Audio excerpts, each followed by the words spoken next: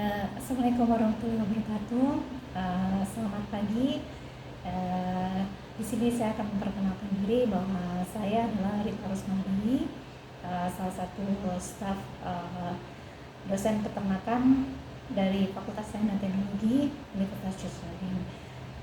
Pada hari ini saya akan mencoba untuk memberikan deskripsi mengenai salah satu mata kuliah yang saya ampu, yaitu mengenai pengawasan mutu dalam industri peternakan. Kebetulan kepakaran saya adalah di bidang epidemiologi dan kesehatan masyarakat veteriner, sehingga saya ditugaskan untuk dapat membawakan mata kuliah ini berdasarkan hasil penelitian saya dan juga dari bidang ilmu, background dari bidang ilmu saya. Oke, nah untuk mata kuliah pengawasan mutu dalam industri peternakan ini merupakan mata kuliah pilihan pada Fakultas Prodi Peternakan dengan kode PTR 1754. Kemudian bobot mata kuliah adalah 3 SKS. Kemudian di sini adalah kita tahu bahwa di produk-produk peternakan saat ini mendapatkan isu, ya, sering mendapatkan isu bahwa produk-produk peternakan kita ini sangat rentan terhadap keamanan pangan, ya. Keamanan pangan di sini bahwa kalau kita sering mendengar bahwa produk-produk banyak kasus keracunan ataupun kasus-kasus penyakit foodborne disease yang sering terdapat wabah, ya, baik di Indonesia maupun di luar negeri, atau kita sebut foodborne disease. Ini sering terjadi, ya, di berbagai negara, sehingga agar mahasiswa mendapatkan insight atau pengetahuan lebih mengenai mata kuliah, mengenai isu-isu nasional maupun internasional ini, maka perlu kita bawakan pengawasan mutu dan industri peternakan pada mahasiswa di prodi peternakan kita. Deskripsi mata kuliah ini adalah nanti mata kuliah ini membahas tentang bagaimana sejarah dari pengawasan mutu di industri peternakan. Kemudian setelah itu akan kita bahas juga mengenai apa itu mutu ataupun mutu pangan. Kemudian atribut-atribut pangan, kemudian mutu fisik, kemudian kimia, kemudian mikrobiologi. Kemudian nanti akan dibahas juga bagaimana pengendalian mutu, kemudian penurunan mutu secara fisik, kimia maupun mikrobiologis. Nah, kemudian nanti di sini akan saya tekankan juga bahwa pada penurunan mutu secara kimiawi juga akan saya tekankan adanya residu antibiotik dan juga resistensi antibiotik yang menjadi isu global untuk kesehatan, ya, baik untuk ternak sendiri maupun kesehatan masyarakat. Kemudian akan dibahas juga bagaimana beberapa standarisasi yang harus dilakukan atau standarisasi yang perlu diberlakukan pada produk-produk peternakan. Nanti ini adalah seperti HACCP, kemudian Good Manufacturing Practice, kemudian sanitasi, FSPP dan lain-lain, sehingga diharapkan nanti untuk capaian dari mata kuliah ini adalah yang pertama adalah mahasiswa mampu memahami standar mutu hasil ternak dan jaminan mutu hasil ternak. Kemudian yang kedua, mahasiswa mampu memahami analisis pengendalian mutu hasil ternak. Untuk materi pelajaran yang akan dibawakan itu ada beberapa, yaitu nanti kita akan membahas yang pada pertama itu adalah pendahuluan, ya, pendahuluan yang berupa mahasiswa akan dipahamkan mengenai sejak kontrak perkuliahan, kemudian pengertian dan sejarah pengawasan mutu, dan serta juga mutu bahan pangan. Jadi mahasiswa diharapkan mampu memahami prinsip dasar dan pengawasan mutu bahan pangan. Kemudian yang ke materi selanjutnya adalah mengenai atribut mutu bahan pangan, ya. Nah, jadi kemudian setelah itu mengetahui mutu pangan fisik, indrawi, kimiawi maupun mikrobiologi. Nah, kemudian selanjutnya akan dibahas mengenai penurunan mutu dari bahan pangan, baik fisik, kimia maupun mikrobiologis. Nah, kemudian pertemuan selanjutnya akan dibahas mengenai mikrobiologi dan keamanan pangan pada produk peternakan seperti susu dan juga daging. Dan di sini juga akan dibahas juga mengenai bagaimana residu dan resistensi antibiotik.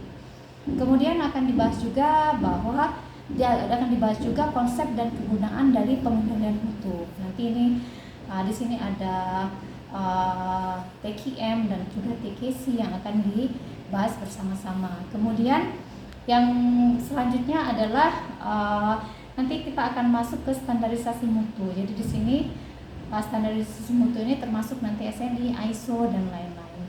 Kemudian nanti masuk ke selanjutnya adalah pengawasan mutu ya, sesuai dengan kriteria dan berbagai aspek. Kemudian pertemuan selanjutnya adalah menjelaskan jenis mikroba ataupun faktor penentu pertumbuhan mikroba pada susu, telur dan lain-lain. Nah, ini nanti adalah kita akan membahas tentang HCCP, Hazard Analytical Critical Control Point. Kemudian akan dibahas selanjutnya tentang mengenai Good Manufacturing Practice. Nah, setelah materi semua ini diharapkan akan dibawakan selama 14 minggu, dengan minggu ke-8 dan minggu ke-16 adalah UTS dan kemudian US. Kemudian untuk sistem pembelajarannya sendiri, itu sistem pelajaran yang akan dilakukan adalah yang pertama secara offline ya, offline ataupun luring. Kemudian kita gabung juga dengan ada beberapa kali dengan menggunakan online. Jadi agar blended learning. Kemudian untuk metode pembelajaran ini ada beberapa hal yang kami terapkan dalam mata kuliah ini. Yang pertama misalnya metode pembelajarannya itu dengan misalnya tatap muka yang pasti ya, tatap muka, kemudian adalah diskusi. Kemudian selain diskusi tatap muka, kemudian biasanya kita ada lakukan small group discussion. Jadi biasanya mahasiswa dibagi dari beberapa kelompok untuk terus membahas salah satu topik dari mata kuliah tersebut. Kemudian yang keempat itu adalah project based learning ya, atau PBL. Ini biasanya kita akan memberikan waktu, akan memberikan tema atau topik dari suatu bahan ajar yang dari salah satu materi pembelajaran untuk dikerjakan oleh mahasiswa, dan kemudian akan dibahas biasanya satu bulan sebelum kita akan memberikan materi itu, kemudian akan dibimbing mahasiswa untuk dapat menyelesaikan proyek yang sudah diberikan. Kemudian di sini juga kita metode yang kita lakukan ada interaksi antara dosen dengan mahasiswa. Interaksi di sini adalah bahwa kita mengajar tidak hanya satu arah, tetapi dua arah. Salah satu dengan diskusi, kemudian pertanyaan, kemudian nanti mahasiswa memberi bertanya, kemudian itu tadi biasanya kita melakukan small discussion group.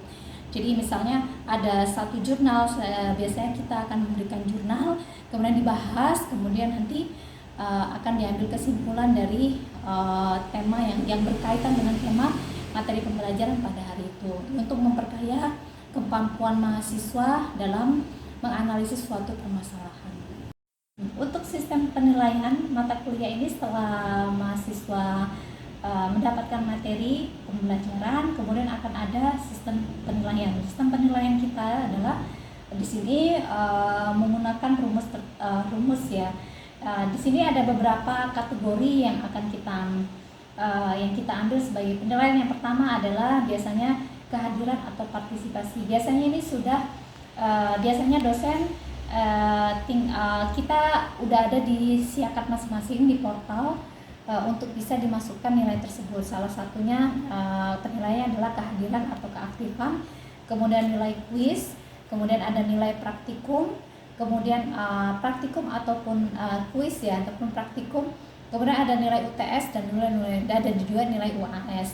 Nah, untuk kehadiran biasanya kita ada absensi, baik siakat yang di portal maupun absensi manual. Kemudian di situ yang sudah saya bilang tadi adalah ada sistem small discussion group. Di situ kita biasanya kita memiliki penilaian tersendiri terhadap keaktifan mahasiswa, kemudian materinya yang dibawakan, kemudian bagaimana dia bisa yaitu tadi keaktifan dan juga isi dari diskusi yang telah disampaikan. Itu kita biasanya ada indikator penilaian sebelum dilakukan diskusi.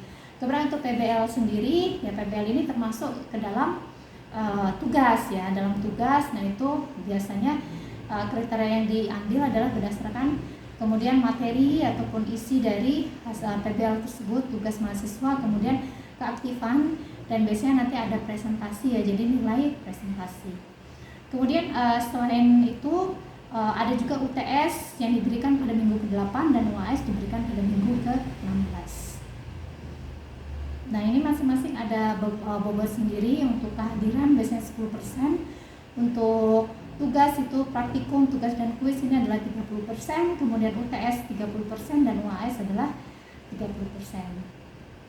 Kemudian untuk penilaian kita ada rentang nilai A lebih dari 85, B plus 77,5 hingga 84,9, untuk B 70 hingga 77,4, C plus 62,5 hingga 69,9, C 55 hingga 62,5, kemudian D 45 hingga 54,9, dan E itu kurang dari 44,9. Jadi itu adalah sistem penilaian dari masing-masing mata kuliah.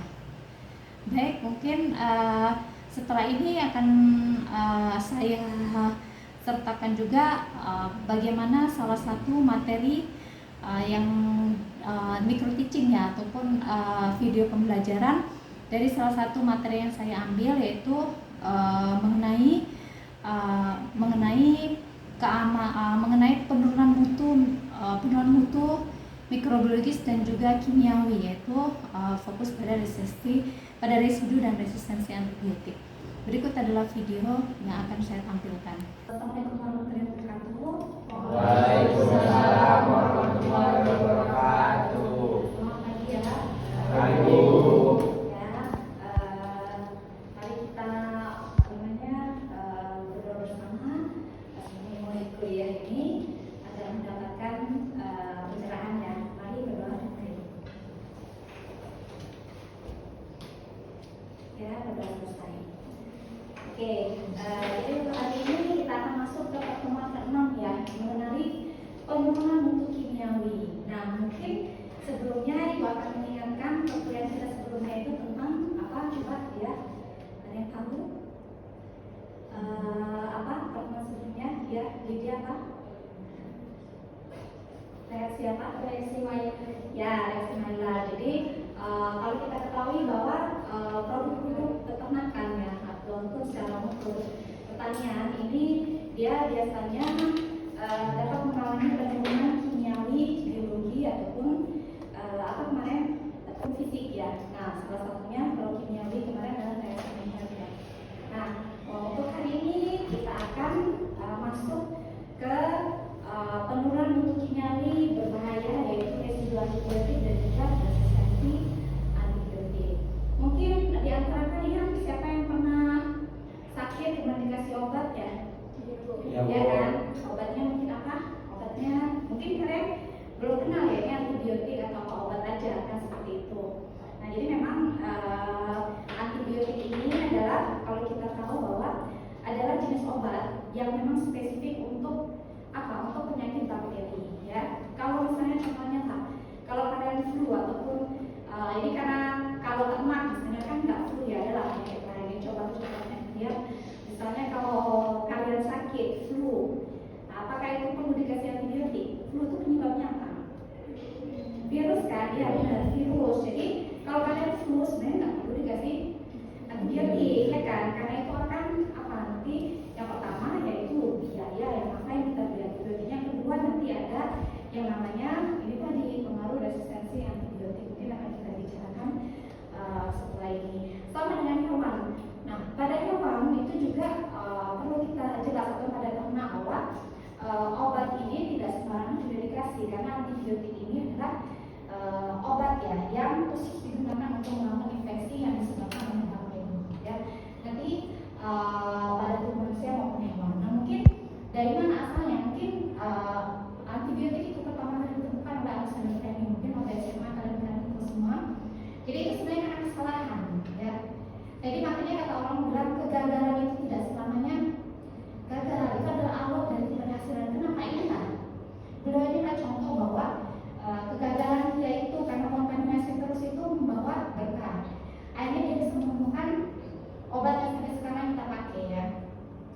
antibiotik. Jadi dia ikut di lab, kok ini kontaminasi terus, akhirnya dia frustasi, dia letakkan di atas meja saja. Setelah sekian hari, ternyata kontaminasi itu membuat zona ya. Misalnya kan ada yang pernah lihat mikrobiologi kan? Ini kan kalau bakteri seperti ini ya.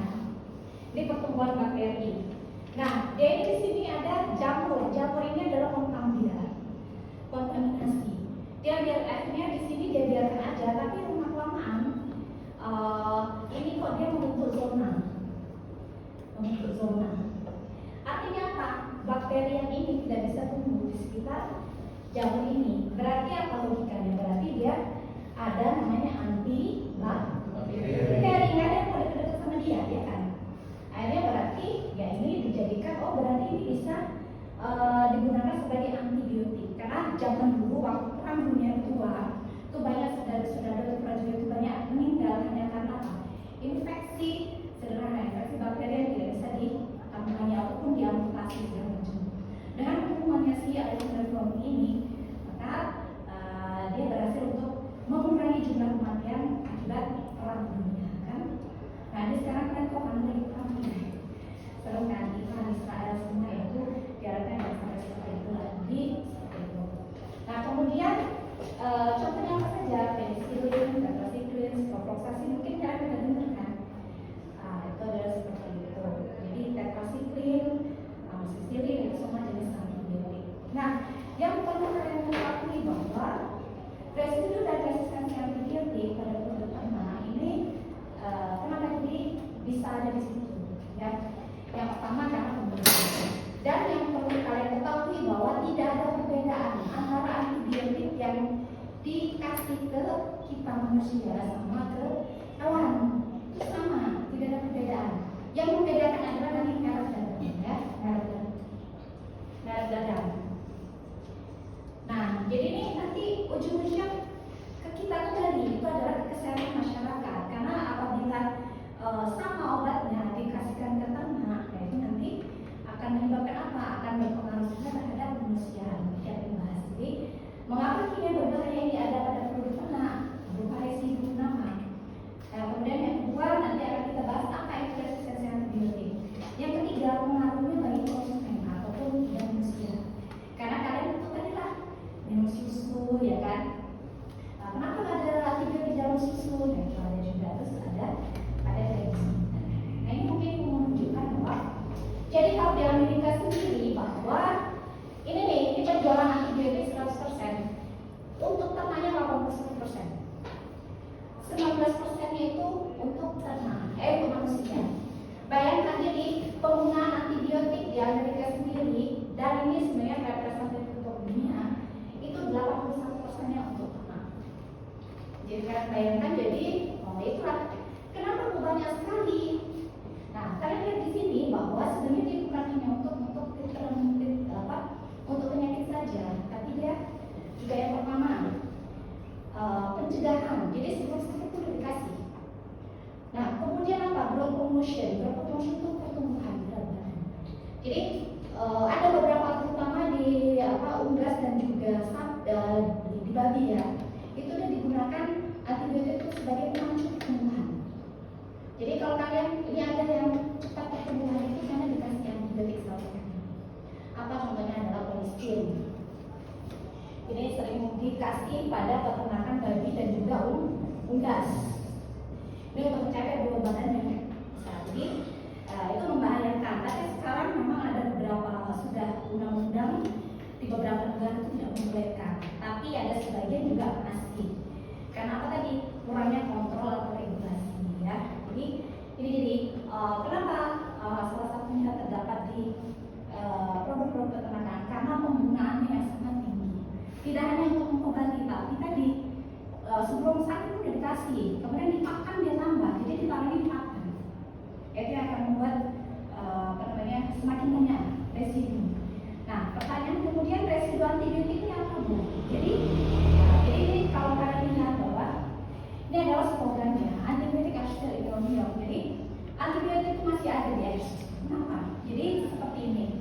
Jadi ini sapi dia biasanya penggunaan antibiotik di sapi perah yang menghasilkan susu. Itu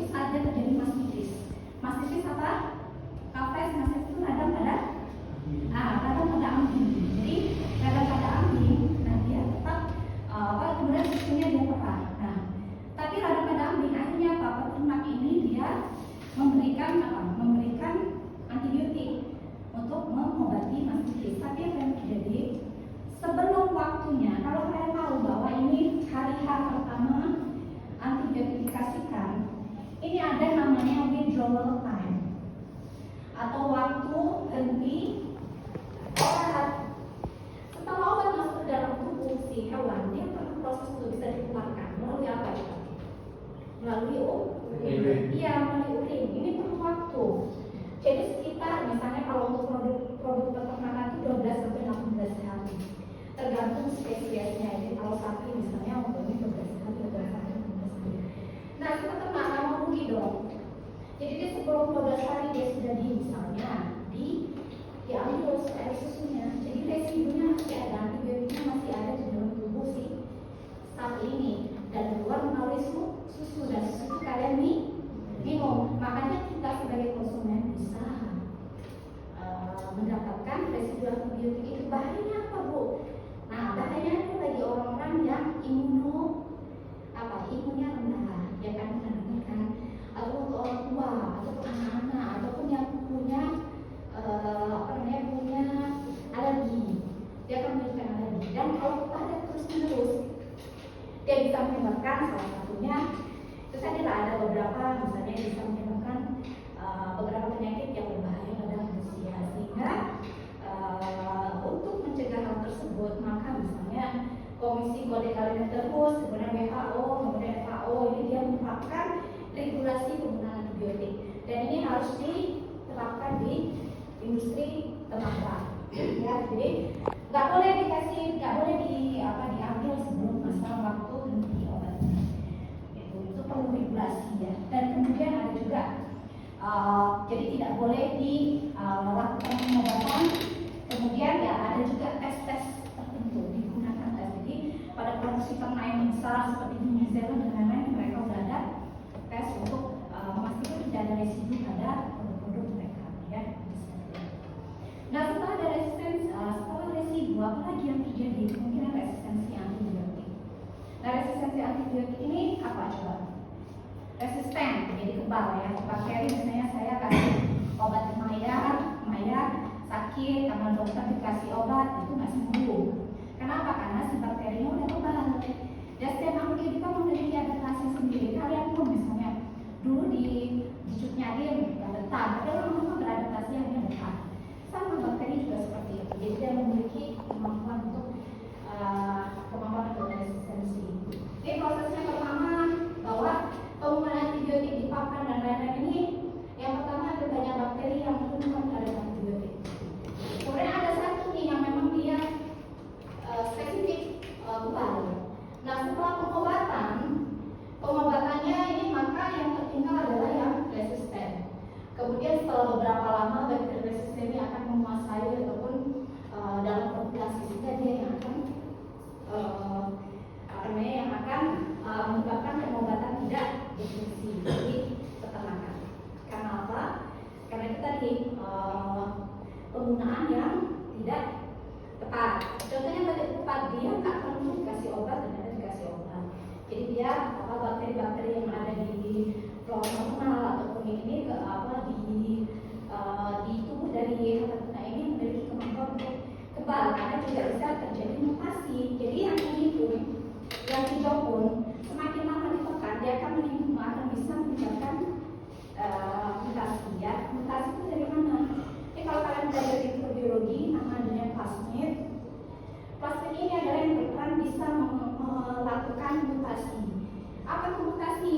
Itu jadi berubah dia.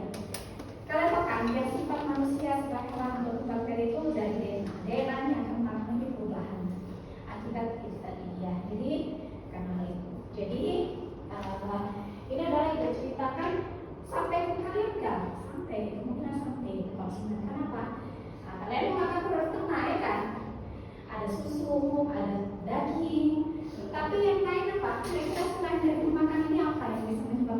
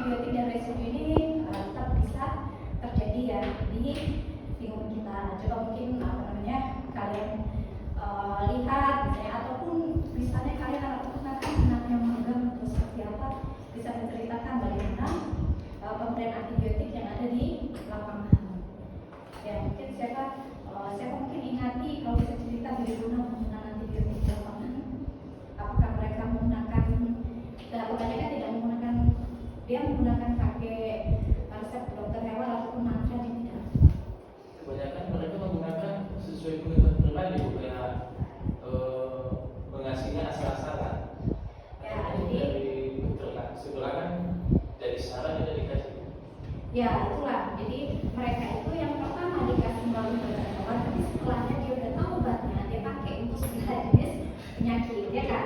Ya karena itu juga salah satu yang membahayakan. Jadi yang perlu dipahami bahwa yang pertama kita perlu apa? Perlu melakukan apa? Pengawasan ya ataupun regulasi kepada peternak. Sering melakukan, contohnya misalnya melakukan sosialisasi penyuluhan ya, agar menggunakan antibiotik dengan baik. Nah kemudian sekarang pun ya bahwa antibiotik ini perlu, tapi seperti apa? Seperti pisau ya kan? Obat selalu begitulah kan antibiotik. Jadi pisau bermata dua. Saat dia menggunakannya baik itu menguntungkan, tapi saat misalnya penggunaannya tidak sesuai, regulasi tidak baik menjadi apa? Berbahaya. Jadi itu perlu dilakukan pengawasan. Bagaimana nanti efeknya kepada konsumen itu harus selalu dipikirkan. Terutama sih yang perlu kita lakukan adalah sosialisasi dan edukasi kepada peternak. Yang mereka mungkin tidak tahu, karena kita pun misalnya di anak peternakan, kalian semua juga harus selalu diedukasi. Jadi agar mereka memahami bahwa pentingnya aware terhadap penggunaan antibiotik yang tidak bijaksana sehingga menyebabkan resistensi antibiotik di peternakan.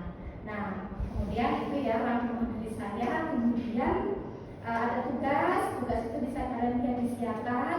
Itu tugas itu adalah PBL ya. Jadi kalian mencoba untuk melihat ada beberapa kelompok, saya bagi 2 kelompok ya, masing-masing 3 kelompok masing-masing ada 5 atau 6. Itu nanti kalian coba berkunjung di salah satu peternaknya. Mungkin saya ada di daerah Langkat atau daerah DJ untuk melihat bagaimana penggunaan antibiotik di daerah tersebut. Survei ya, saya questionnaire dari situ.